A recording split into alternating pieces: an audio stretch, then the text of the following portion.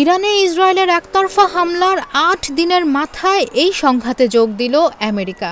আমেরিকার B-2 বোমারু বিমান থেকে ইরানে একাধিক পারমাণবিক স্থাপনায় হামলা চালানো হয়।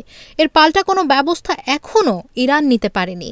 তবে পশ্চিমা বিশেষজ্ঞরা সম্ভাব্য ৩টি বিষয়ের দিকে লক্ষ্য রাখছেন, বা বলা ভালো অনুমান করছেন। বিষয়গুলো হলো, ইরানিরা জানে আমেরিকার সঙ্গে সরাসরি লড়াইয়ের শক্তি তাদের নেই। এটা করলে আমেরিকানরা তাদের ভয়াবহ ক্ষতি করতে পারে, এমনকি ইরানি শাসন ব্যবস্থার স্থিতিশীলতাও ঝুঁকির মধ্যে পড়তে পারে।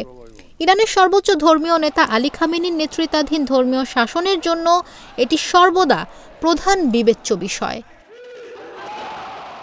ইরানের সম্ভাব্য প্রতিক্রিয়া দেখতে ২০২০ সালের জানুয়ারিতে প্রথম ট্রাম্প প্রশাসন ইসলামিক রেভলিউশনারি গার্ড কর্পস IRGCর এলিট কুদস ফোর্সের প্রধান কাশেম সোলাইমানিকে হত্যা করে।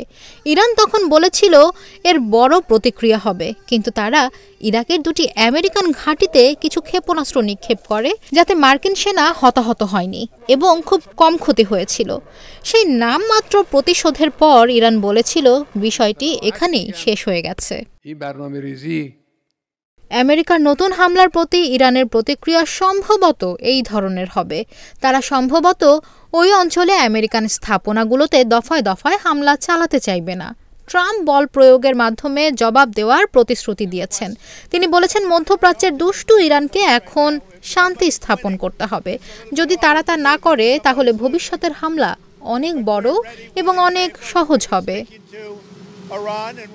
ইরান কতদিন এই যুদ্ধ চালাতে পারবে তাও স্পষ্ট নয়। এটি মূলত তাদের কতগুলো ব্যালিস্টিক ক্ষেপণাস্ত্র এবং লঞ্চার অবশিষ্ট আছে তার উপর নির্ভর করে। ইরানের মজুদ থেকে কতগুলো ব্যালিস্টিক ক্ষেপণাস্ত্র অবশিষ্ট থাকতে পারে তা নিয়ে নানা অনুমান রয়েছে। যুদ্ধের শুরুতে ইসরায়েলে হামলা করতে সক্ষম প্রায় ২,০০০ ক্ষেপণাস্ত্র তাদের ছিল বলে ধারণা করা হয়েছিল।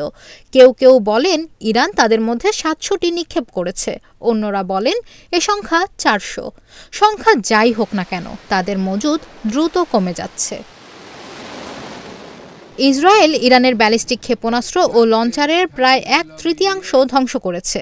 যদি ইসরায়েল সেগুলো সব ধ্বংস করতে সক্ষম হয়, তাহলে ইরানের পাল্টা লড়াই করার ক্ষমতা খুব সীমিত হয়ে পড়বে। আমেরিকা সংঘাতে জড়িত হওয়ার আগে ইরান বলেছিল যে তারা আলোচনা করতে প্রস্তুত ছিল, তবে ইসরায়েল হামলা চালিয়ে গেলে তারা তা করবে না। সুতরাং একটি পরিস্থিতি হলো যে এখন এক ধরনের আপোষের কাজ করা যেতে পারে, যেখানে ইসরায়েল যুদ্ধবিরতি ঘোষণা করবে এবং ইরান ও আমেরিকা তেহরানের পারমাণবিক কর্মসূচি নিয়ে আলোচনা পুনরায় শুরু করতে সম্মত হবে।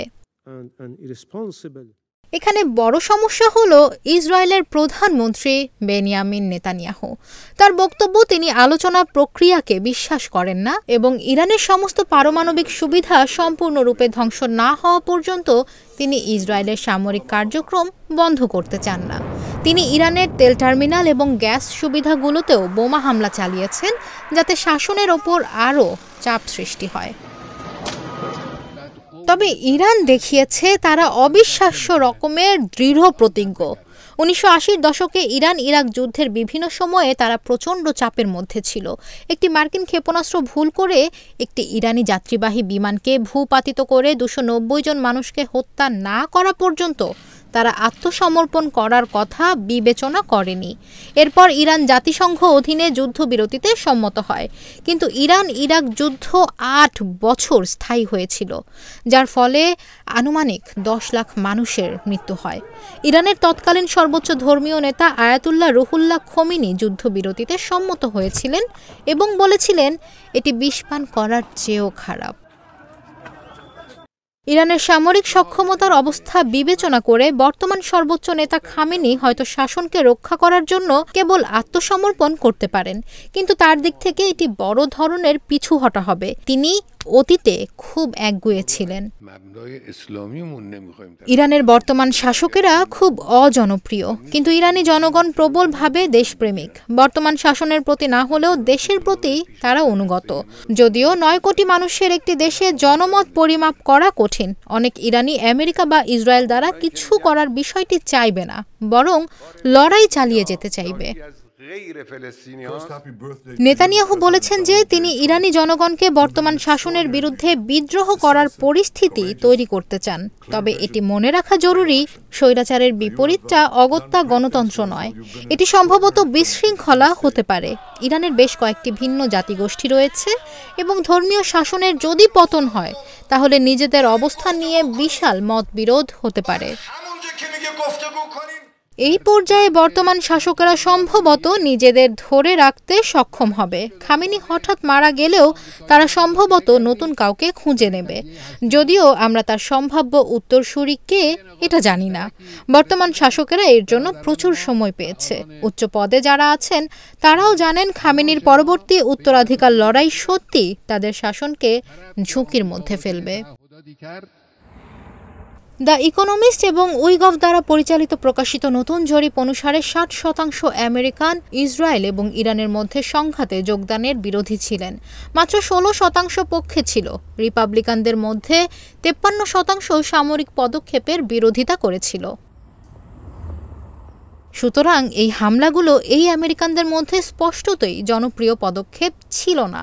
তবে যদি এটি একটি বিচ্ছিন্ন ঘটনা হয় এবং দ্রুত যুদ্ধের অবসানে সফল হয় তাহলে ট্রাম্প সম্ভবত সংখ্যাগরিষ্ঠ আমেরিকানদের দ্বারা প্রশংসিত হবেন। যদি আমেরিকাকে আরও বোমারু বিমান মধ্যপ্রাচ্যে নিয়ে যেতে হয় অথবা এই অঞ্চলে মার্কিন স্বার্থের ওপর গুরুতর হামলা হয় তাহলে আমেরিকানদের মধ্যে আরও প্রতিকূল প্রতিক্রিয়া দেখা দিতে পারে। আরেকটি প্রশ্ন হলো, ইরানের 400 কিলোগ্রাম 60% সমৃদ্ধ ইউরেনিয়াম কি মার্কিন হামলায় ধ্বংস হয়েছে? যদি এটি ধ্বংস না হয়ে থাকে এবং এর সেন্ট্রিফিউজের কতটা ক্ষতি হয়েছে তার উপর নির্ভর করে ইরান তুলনামূলকভাবে দ্রুত তাদের পারমাণবিক কর্মসূচি পুনর্গঠন করতে সক্ষম হতে পারে। একটি পারমাণবিক বোমা তৈরির জন্য 90% পরিশুদ্ধ ইউরেনিয়াম প্রয়োজন, যা বর্তমানে রক্ষিত ইউরেনিয়ামের ভান্ডার থেকে করা সম্ভব।